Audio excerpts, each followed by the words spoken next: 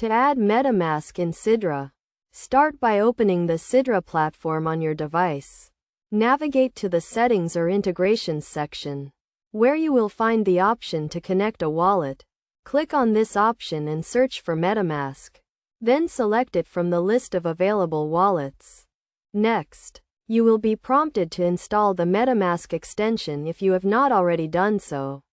Follow the prompts to install the extension. Then return to the Sidra platform. You will be asked to connect your Metamask wallet to Sidra, and you will need to confirm this connection in the Metamask extension. To do this, click on the Metamask icon in your browser toolbar. Then click on the Next button to proceed with the connection.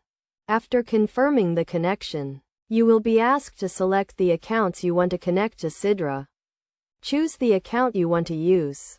Then click on the Next button to continue. You will then be asked to confirm the connection in the Sidra platform. Click on the Confirm button to complete the process. Once you have confirmed the connection, your Metamask wallet will be successfully added to Sidra, and you can start using it to interact with the platform. Throughout the process, make sure to follow the prompts carefully and only connect your Metamask wallet to trusted platforms like Sidra. This will help keep your wallet and funds secure.